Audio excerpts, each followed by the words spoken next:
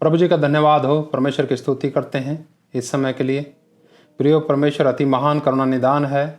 प्रभु जी हम सबसे प्रेम करते हैं और हमारा भला चाहते हैं। मैं प्रभु का धन्यवाद करता हूँ। एक बार आपसे फिर प्रभु जी ने मुलाकात कराई। हम प्रभु जी की वाणी देखेंगे। हम प्रियो देखते हैं प्रभु के वचन में कि किस प्रकार से लोगों को परमेश्वर का वचन अगुवाई करता है। हमारे हर क्षेत्र में, जीवन के हर क्षेत्र में परमेश्वर का वचन अगुवाई करता है और परमेश्वर हमसे प्रेम करते हैं, जैसे मैंने अभी बताया। आज हम देखते हैं प्रभु के वचन में प्रभु का वचन किस प्रकार से अगुवाई करता है। पूरा एंड तक वीडियो देखिएगा। परमेश्वर के वचन के द्वारा आप बहुत आशीष जरूर पाएंगे। नीति वचन 20 अध्याय और उसका 13 वचन हम पढ़ेंगे। नींद से प्रीति न रख, नहीं तो दरिद्र हो जाएगा। आंखें खोल, तब तू रोटी से तृप्त होगा। यहां पर दरिद्रता का कारण बताया गया और किस प्रकार से दरिद्रता दूर हो उसका भी कारण बताया गया। इन वचनों के अंदर स्पष्ट लिखा है, नींद से प्रीति न रख, नहीं तो दरिद्र हो जाएगा। कई लोग पूरा रात भर सोएंगे, पूरा दिन भर सोएंगे, खाएंगे पिएंगे सोएंगे, खाएंगे पिएंगे सोएंगे। क्या उन्हें मिलेगा बताइए? कंगाली के सिवाय, दरिद्रता के सिवाय क्या मिलेगा? फिर उनके जीवन में समस्याएं होंगी, समस्याओं के कारण झगड़े होंगे। फिर परमेश्वर का जो लोग हैं उनका जीवन ऐसा नहीं होता। परमेश्वर के लोगों का जीवन एक एग्जाम्पल, उदाहरण होता है दूसरे लोगों के लिए। इसलिए सलाह भी दी गई यहाँ पर, आंखें खोल तब तू रोटी से तृप्त होगा। हालेलुया। तो प्रियो, आज के वचन को ध्यान से सुनिए। फिर लिखा है 4 वचन में, 20 अध्याय के नीति वचन 20 के 4 में, आलसी मनुष्य शीत के कारण हल नहीं जोतता, इसलिए कटने के समय वह भीख मांगता है और कुछ नहीं पाता। आप समझे? कभी सर्दी, कभी गर्मी, कभी बारिश, कभी कैसा मौसम, कभी कैसा मौसम का। जो मनुष्य है मौसम को देख के चलता है, मौसम को देख के उसके पैर पीछे हटते हैं, वो कैसे अपनी मंजिल को प्राप्त करेगा बताइए? कभी मंजिल नहीं प्राप्त कर सकेगा। लिखा ना, आलसी मनुष्य के कारण वो हल नहीं जोतता। ठंड के कारण, वो ठंड है अभी नहीं मैं करता, थोड़ा गर्मी आ जाएगी, जब ज़्यादा गर्मी आ जाएगी तो फिर ऐसा लगेगा हो अभी ज़्यादा गर्मी है, मैं नहीं करता। प्रियो, हमें प्रभु के वचन से शिक्षा प्राप्त करनी है और प्रभु जी की वाणी के अंदर जब हम पढ़ते हैं वचन में, तो हमें बहुत बातें समझने को मिलती हैं। और हम पढ़ेंगे प्रभु के वचन में इसी विषय पर।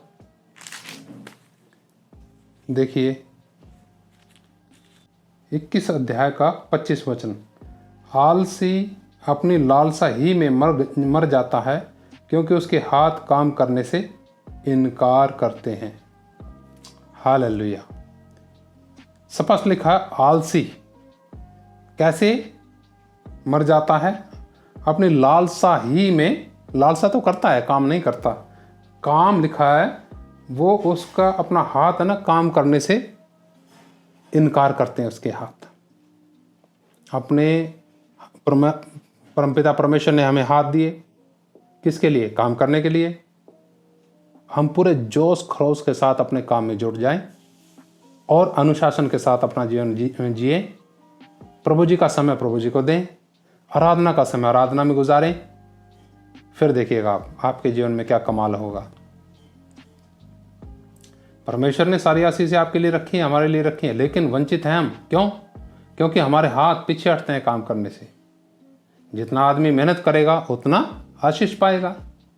हमने भोर की प्रार्थना इधर शुरू की हुई है। बहुत से लोगों को नींद से इतना प्रेम है कि वो प्रार्थना के लिए उठ नहीं सकते। अपना ही रास्ता चुन करके वो प्रभु के पीछे चलते हैं। हो सकता है 8 बजे उठें, 9 बजे उठें, लेकिन भोर को परमेश्वर की वाणी सुनना क्या ही उत्तम बात है।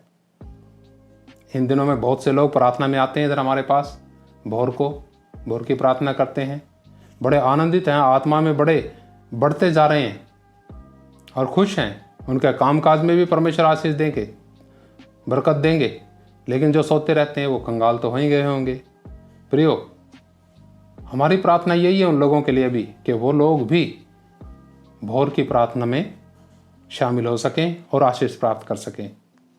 प्रभु का धन्यवाद। देखिए प्रियो, यहाँ हमने अभी पढ़ा क्या था, एक बार पढ़ के अगला पढ़ूंगा वचन। आलसी अपनी लालसा ही में मर जाता है, क्योंकि उसके हाथ काम करने से इनकार करते हैं। फिर आगे पढ़ते हैं 22 अध्याय का 13 वचन। आलसी कहता है बाहर तो सिंह होगा, मैं चौक के बीच घात किया जाऊंगा। आलसियों के 100 बहाने, कभी कोई बहाना, कभी कोई बहाना। ना करने का एक बहाना यह भी लिखा है कि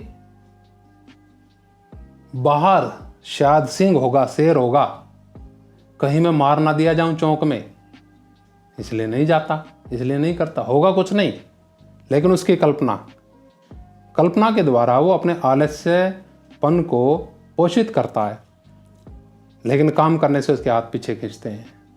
मेरी कामना, मेरी इच्छा यही है प्रियो, जो परमेश्वर के लोग हैं वो एक नमूना बने दूसरों के लिए, अपने परिवार के लिए आशीष का कारण बने। पूरा खूब पसीना बहाइए अपनी जवानी के समय में।